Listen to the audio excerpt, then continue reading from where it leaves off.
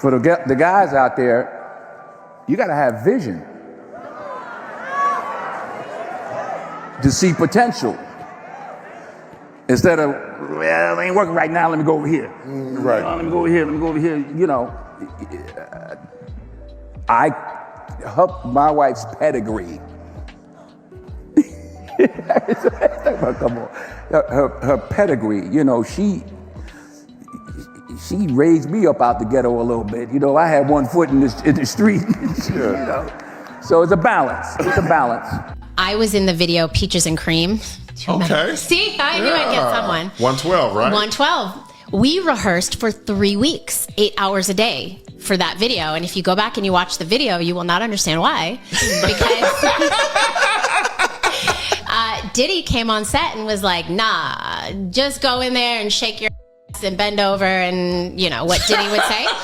And all of us trained dancers were like, nah, we're good, you know? And so they brought in models to just literally watch the video now and understand that 112 and the dancers rehearsed for 3 weeks, 8 hours a day. We had full lifts and it was amazing. And then that's what was on camera.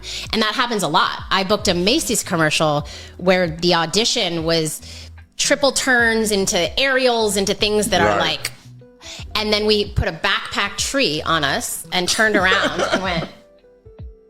That is so funny. That was the job. So it's like, it just depends.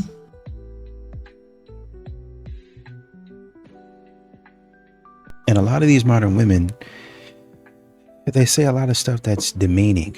They talk about how men are shaming women, but a lot of these modern women out here shame men a lot.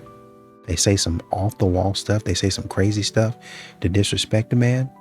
And when a man says, okay, that's how it is, you have to understand when you say stuff like that, when you do stuff like that, a man, you're going to call him cold. You're going to say that he's emotionally unavailable. But really, part of that, or maybe even a good portion of that, was you talking trash. Shame, insults, guilt, and the need to be right. Like Kevin Samuels always used to say.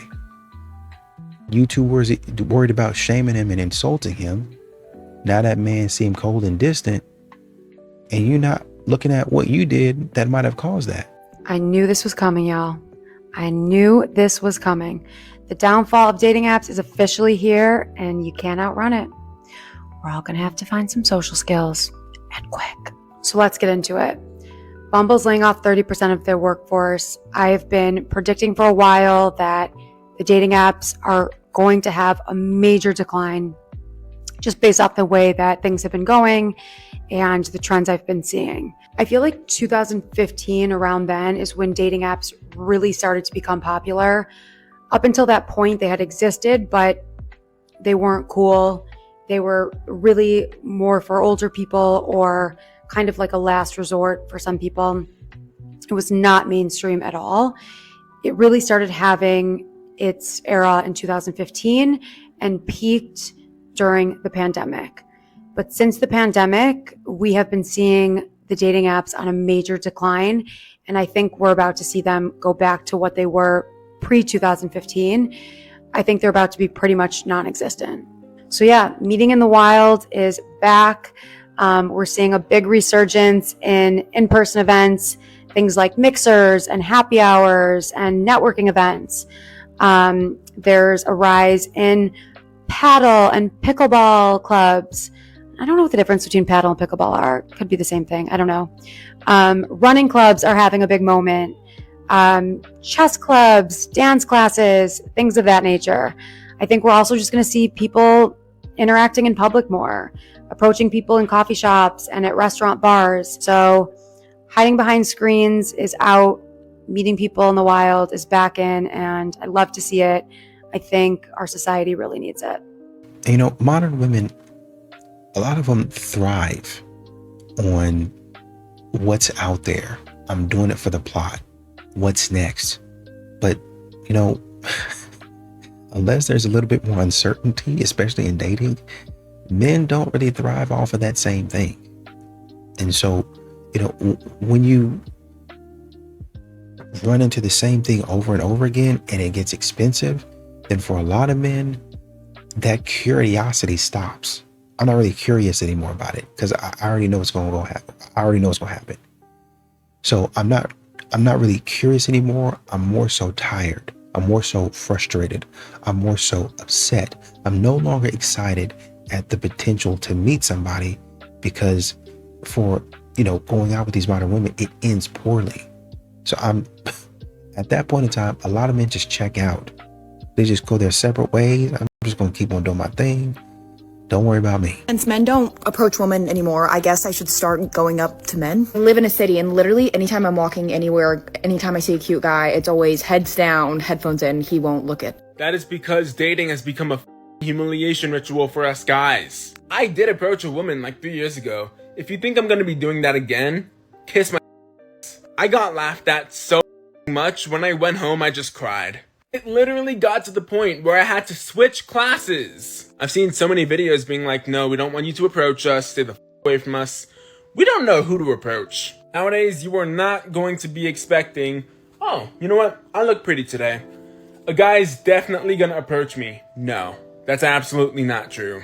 Like, woman, you have absolutely no idea how hard it is to approach you guys. It's so horrible. I would literally choose over approaching a woman. This is gonna sound really pathetic, but I would rather have a robot girlfriend than go through the entire process of trying to get a girl's number. I know, it sounds really pathetic, but it is true. I'm not gonna speak for other guys, but I'm not approaching. Like, ever. Honestly, being single does sound a lot better than just getting humiliated. We're doing this. You're gonna sit down, and the object of the game is to bring your arm straight up to touch your fingers together. Straight down, straight up. It's called, see how good your coordination is. See how my fingers are touched? Okay. Okay. Why do I have a blindfold for this? Because then you'll be cheating because you don't know how to do it. Ready? Go. Go. Oh, wrong. I need 2 out of 3. Go. Whoop. Oh, shit. What you breathing for? Usa. Your fingers.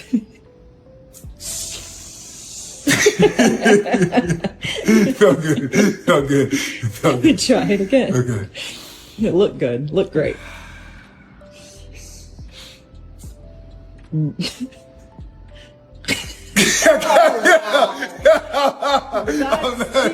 Oh, nice. Modern women continue to ask, well, why is it that men are opting out of dating? Well, you try being drained of your money, your energy, your resources. Something always got to be expensive. You always got to take them to an expensive place. You try doing that type of stuff for multiple women and see if you like dating. You try paying $150 fee every single time you go out and see how old it's going to get fast. Even if a man has a date, 1 date a month, that's $150 bill. That's $150 bill. When the new game comes out, with $150, I could have bought that game and some of the DLC. I could have gone out with the boys, taken myself out. I could have put that money back towards a trip. I could have put that money in my investment account. There's so many things I could have done with that money besides spending on somebody that I know don't like me. That's how a lot of men are thinking now. It's not that you're a bad person. It's just that in a lot of these situations, I'm burning through my money and it doesn't make a whole lot of sense. How old are you? I'm 29. Are you single? Yes. Why are you single right now? Because the men are not enough rich to take care of me. So you're looking for a rich man? Yes. Yes, I want to be spoiled. Why does he have to be rich? Because I want to be spoiled. Because I make my own money and I need to be dominated. So you couldn't dominate the man who you were out earning? I'm submissive. No, I cannot. So the man that you want What do you expect from him financially? I expect him to change my life and, I don't know, take care of me, give me security. He has to pay for everything, Yes, take you on trips, yes, of course. whatever you want. It doesn't matter the cost. He should be able to get it. Yes, exactly. But you're 29 now. Yes. Do you think that if you met a multimillionaire in Miami, that he's going to say, yeah, I'll give that to her? Or is he going to give it to the 23-year-old girl? I look young, I look fresh, I don't smoke, I don't drink, so I think I look 23. Okay, Do you? that question's up for debate. But he gives you that, right? How do you support that multimillionaire in his life? Just me? Just you? Yes. But what do you bring? Nothing. Nothing? Yeah. It's hard to be a woman today, so, and we get down, so. And you know, you have a lot of these men out here that are just regular guys. They're quiet, they're disciplined, and a lot of times because they don't yap about and holler and scream, that's why they get overlooked. Because modern women, they're looking for what they would call an alpha, a double alpha. I'm looking for a lion. Roar and make me hear you. Let me hear you. And so Chad and Tyrone are out there roaring. Just roar, roar, roar. As a matter of fact, Chad and Tyrone, well, sometimes they do, to be fair. But their roar is not even all that. At all. But they go ahead and stand behind a lion that actually know how to do it. And, you know, while they stand in front of a lion that actually knows how to roar. And then when the women look over, is that him? That must be him. And they think, oh, that's Chad roaring like that. He's got something. And they go over there messing with him. When really, actually, honestly and truly, it was the good man. It was a stable man. It was a regular guy that had his stuff together that was roaring like that. But modern women can't distinguish. They can't tell the difference because Chad and Tyrone look good. And that's really all they're looking at. Modern women don't like to tell you, but they're just as lustful as men are. They're filled with lust the same way that men are. You know something I've noticed? Women usually meet the best and the nicest man the moment they truly decide that they don't even need a man anymore or want to get married. Like one fine day, they genuinely get fed up with all these stupid men in their lives and go, you know what? I don't even want to do this anymore. This life is not for me. Trust me when I say this. The energy shift that happens after that decision is unbelievable. Now they don't have any more distractions. They go live their life. They work on their career, they work on their goals, they work on their mental and physical wellness. Like when she finally stops centering her life around finding a man, she usually raises her standards, becomes less emotionally reactive, and stops tolerating the bare minimum. And now the only man who could ever make her fall in love again would have to be genuinely amazing. And you know what? When a woman raises her standards, she also gains a lot of discernment. Like she's more alert now, she filters better, she walks away faster, and she would not tolerate or romanticize breadcrumbs. There is no way she's going to fall for a bare minimum guy. She would feel disgusted by that. And that's why when they finally choose someone, it's never an average guy. They always end up in healthy relationships. So if you're in that I am so done phase, good. Whether you find a man or not, at least your life is going to change. You can't break a man who's learned to eat alone, pray alone, and build alone. The moment that you get comfortable as a man with your own company, you become untouchable, nearly unbeatable. Most people stay trapped because they can't stand the silence. They need constant validation. They need distractions. They need someone next to them to make them feel like they matter. But the man who wins, he chose the lonely dinner, the nights building while everyone else was out. He understands that nobody's coming to save him and nobody owes him anything. And he's not looking for handouts. He built a backbone in solitude. And that kind of man, you can't manipulate him with attention. You can't control him with loneliness. You can't scare him with abandonment. He's already faced the worst case scenario, being alone, and realize that's not even punishment. It's a superpower. When you're not afraid of losing anyone, you're finally free to gain everything. The world belongs to the man who has mastered being alone, because he's the only one who's truly free. I am the Paris Hilton of Toledo, and my husband, I like the finer things in life, and he doesn't.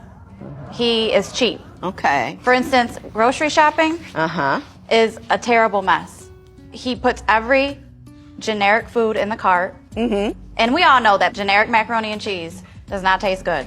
And it's not even that, Your Honor. If it was just that, I would be able to deal with it, but it's not. It's more. It's more than mac and cheese. Yeah, everything. Shampoo.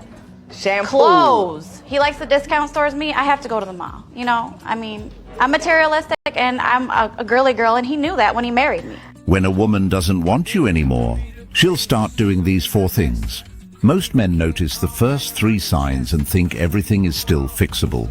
But if you make it to the 4th one, the relationship has often changed in a big way. Pay close attention. Number 1, she becomes colder, not clearer. Instead of saying, I don't want this anymore, she starts becoming distant. Less warmth, less softness, less patience, less care. The message is not spoken, it is felt.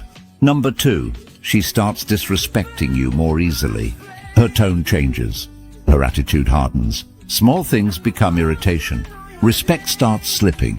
Why? Because once emotional attachment drops, protecting your feelings matters less. Number 3, she makes the relationship heavier on purpose. More arguments, more tension, more emotional chaos, more pushing your buttons. Sometimes she does this consciously, sometimes not. But the result is the same. The relationship starts feeling exhausting. And last, number 4, she wants you to be the one who leaves. A lot of people do not want to carry the guilt of ending things directly. So instead of saying, I'm done, they create an environment that slowly pushes you out. That way she can say, you left. Not, I emotionally checked out first. Emasculation's important because women want men to be in provide mode. But when we criticize, which is a form of emasculation, a man will retract from provide to protect. And if it's a direct attack, like on your character, you're just like your fill in the blank, your father, now he's protecting himself. And that's what brings out the worst in men, when they're protecting themselves, because it overrides their compelling desire to protect others. They're the smallest version of themselves, and they're protecting themselves. And they could shut down, right? They could withdraw, or they could attack. And women cause men to attack, and then we think that's who men are. Women cause men to withdraw, and we think, oh, you ghosted me, right? We have all these accusations after we've caused it by doing something like ignoring, for example, walking by a man day after day as if he's not even worth acknowledging his existence. Women do that a lot. What do you need from a man financially? For him to hold it down. What does that mean? So what that means is, you know, as a woman, and Put a dollar value on it. Don't give me the yearbook answer. At least a minimum of 6 figures. Minimum.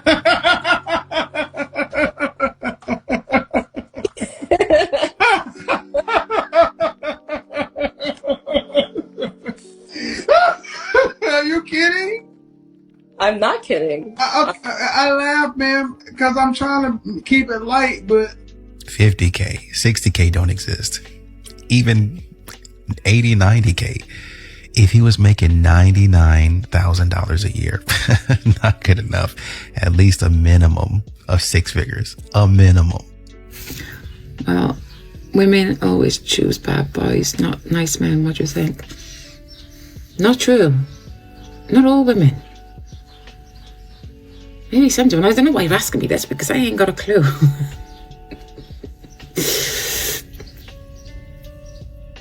Look, women like manly men. They like masculinity, okay? They don't like boys. They don't like boys and mama boys.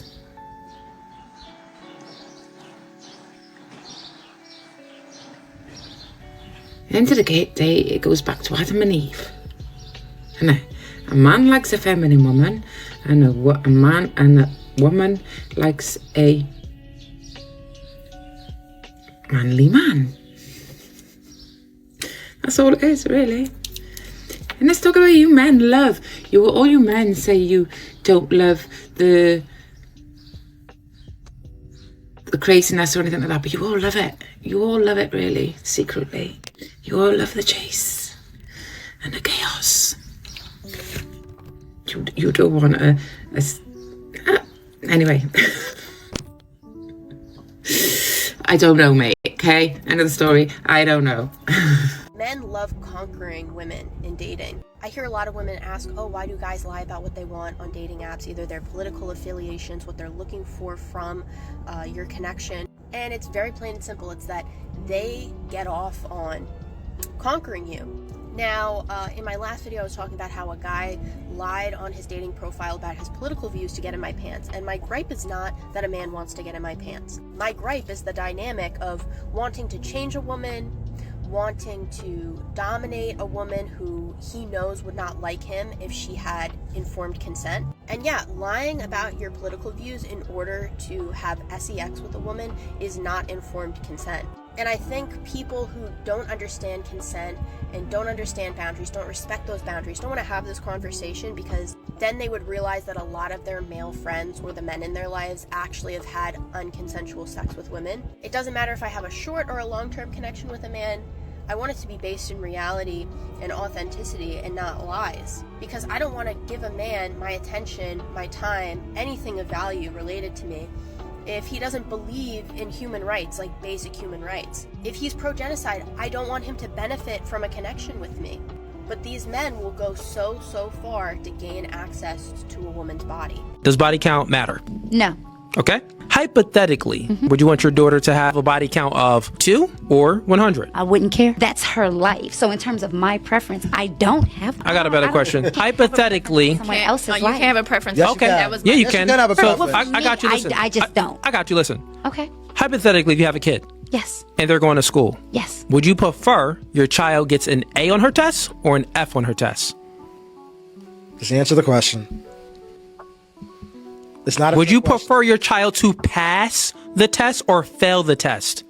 I would prefer a pass. Okay, so then you do have preferences on other people's life other than your own. That is true. But you have, and if you're going to use that example, I think it's very important that you're comparing apples to apples. But we're not comparing a test to a body count. That's not what we're comparing. What we are comparing, though, is you having a preference for someone else other than yourself. So this question is not hard at all. And the reason why you don't want to choose is because, one, you don't want to contradict yourself. The other reason is you will pick 2, but if you do pick 2, you'll be judging people with higher body counts, which you probably have, and you don't want to judge other women. So you want to stay politically correct and try to just not answer the question. That's so true. I'm reading through you like glass. Ask a man what a good woman is and watch him start describing a maid. I said what I said. This right here is exactly why society is cooked. Because people out here playing a game and then they out here hating a player instead of the game. See, it's not the man that described them as the maid, it's their Bible that described them as that. And that's why they don't want to do it, but they still looking for a church man to provide for them. They looking at you as the definition, but they got a problem with you looking at them as the same thing. But at the end of the day, this is why men and women don't appreciate each other. You think people are the definition. You don't give a fuck about the person. That's why they'll cheat on you with anything. That's why they'll ruin their family. Nobody don't care about shit. But people so brainwashed, delusional, and scared of God, they want to get married anyways. They just think they can change the rules. So you supposed to be this traditional man who got a non-traditional woman and act like y'all really saying some vows to God and all this stupid ass shit. It's all bullshit. And sometimes you just gotta take yourself out of the bullshit religion to understand how stupid it is. I say it all the time. It's like going to sign up for a play. They tell you exactly who you are and what you're supposed to do, and you either gonna do that shit or you not. All this complaining and confusion like motherfuckers stupid is pointless. Subscribe to my YouTube, Planet Reality. Nah. Good afternoon. Let me tell y'all something. On today's episode of the dumbest shit that I say on the internet, this shit irked me. I'm like, just watch this. And let's normalize not telling men what we do for a living.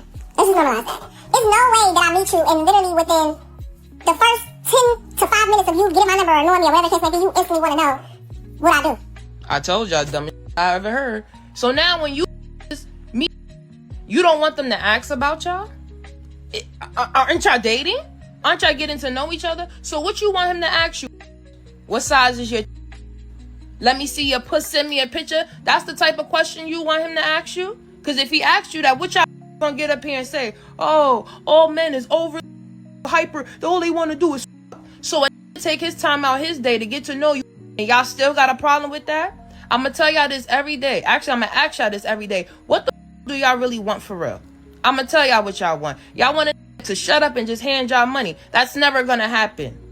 You just stink and 20-degree weather, but get on the internet talking like y'all hot. The only thing that's hot is that pot down there in the underarms. Let's stop playing these games. It's time to humble y'all. Y'all think y'all could come around my that? You will be going home crying on the 12 bus. No seat, holding onto the pole. No Uber. It's not playing with y'all no more. Shut the up. So what do you do if an avoidant pulls away? They say they need space, they say they have feelings for you, but they aren't ready to commit to anything. And the answer is nothing. You do nothing.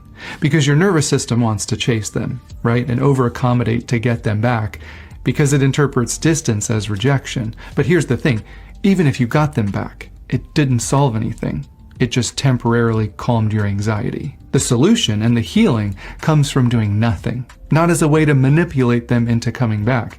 The healing comes from sitting in the discomfort and getting honest with yourself, because every time they pull away and you panic and overfunction and chase them, you're teaching yourself that this is normal, and you're conditioning them that they can do whatever they want, and you'll always come running. Stop trying to drag someone towards connection that's actively resisting it. Let them be who they want to be, and you decide if this is the right relationship for you. I'm not here to hate on avoidance. They can live their life however they want. They don't have to consider your needs. I'm telling you that the right person for you will, without you begging them to. Some men don't ever change until the woman who keeps forgiving them stops. And a lot of men don't understand that while she's forgiving you, she was also paying attention. She's noticing patterns. She's noticing repeated apologies with no change. And she's also noticing how many times the same mistakes keeps happening. You see, a lot of women don't give a bunch of chances because she's stupid or naive. She gives chances because she believes people can grow. And she believes that the man she loves will eventually realize what he has and do better. But see, the thing is, every time she forgives you and nothing changes, a little bit more of her patience disappears. And a little more of her trust fades. And eventually, she reaches a point where she stops explaining, stops arguing, and stops begging for change. Because at that moment in time, the only thing she's thinking right now is, you know what, I'm done. And that's usually the moment some men realize, damn, I should have changed a long time ago. But by then, it's too late. The damage has been done. Because the woman who kept forgiving you, she already made peace with walking away. Nobody is talking about how this image basically proves that hypergamy isn't real. I'm not saying hypergamy doesn't exist. If for sure, for example, Adriana Lima and her former husband, that is a clear example of hypergamy, but it's just like not a generalizable rule. Also, it's not a matter of does hypergamy exist or not. It's more like, do you participate in hypergamy or not? Hypergamy is an idea. It's an ideology, essentially, where it's like, you will date men regardless of your attraction to them in a typical sense, like physical features, based off of their money and status, and you will utilize your attractiveness alone in isolation to get to that point. Now, there's other reasons to date. So if you decide to date men or whatever through different means like, personality, values, anything, even just attraction, you would be not participating in hypergamy. It's just that simple, guys. Don't complicate this. But that's why you're so confused. You thought I wouldn't notice that you say it doesn't exist for sure. You make this blanket statement and then you're like, well, for sure, I'm not saying it doesn't exist, but as a generalized rule, it's okay. I got you, bro. It's either participating in it or not. There you go. Do you feel that every woman deserves a provider? Absolutely not. They do not. Like, if I'm just keeping it real, you ain't worth your headache, you ain't got nothing, you're always begging. So, what do you need? You need a job. Minus the food stamps, minus the hair. Yeah, like you need All a that. vision. You need those things. You need to go get your together is what you need to do. But do you need a provider? No. And if there's going to be any provider, let it be God, so that way he can help you get, to get you going in the right direction. But to have a man providing for a bum, absolutely not. No, they don't deserve it.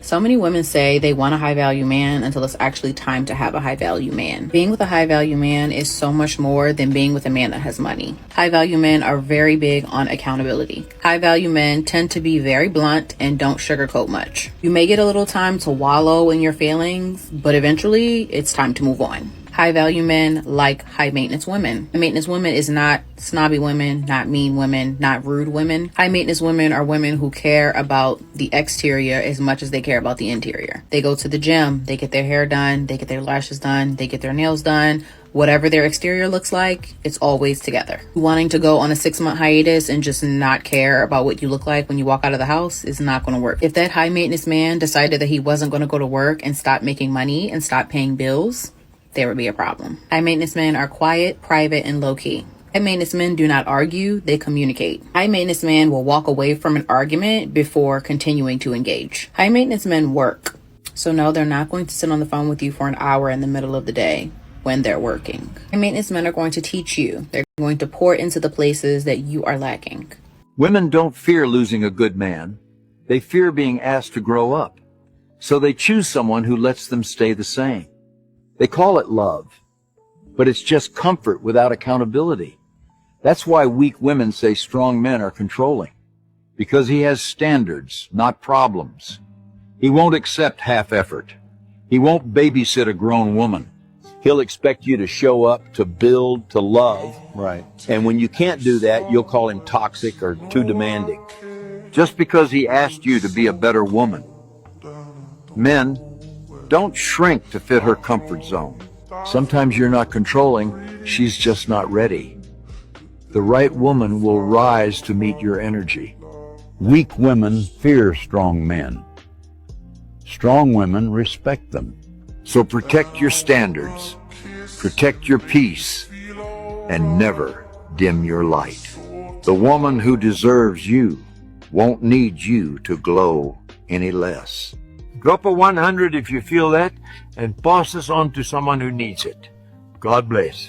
And men, you have to understand that men work off of respect, right? So if I'm seeing, hey, why is he not, really chasing me and begging for me, and I want him to really, really want me and love me and all that stuff, I get it. But, if a man is getting out there chasing, you think about being in the middle of nowhere, just chasing it. At some point in time, you're gonna be like, what am I doing running? What are we running for? What am I running for? Is there danger? Like, what's the situation? And that's what's happening. Men have stopped and started questioning why they're actually chasing. What am I running for? Who am I running after? Who am I running away from? And when you see men stop and start to do that analysis, now it gets clarity on, oh, well, what the heck? Why am I going in this direction? Ain't nothing over here for me. And that's when you stay over there and you sit over there like, oh man, he just quit chasing me because he stopped running and he started thinking. And once he started thinking, he got some mental clarity and was like, oh, she wasted my time. Let me go run in the other direction, towards my goals, towards my vision, toward my aspiration. Let me go back that way. Let me find somebody back that way that actually likes me. That's why you're missing out on these good guys.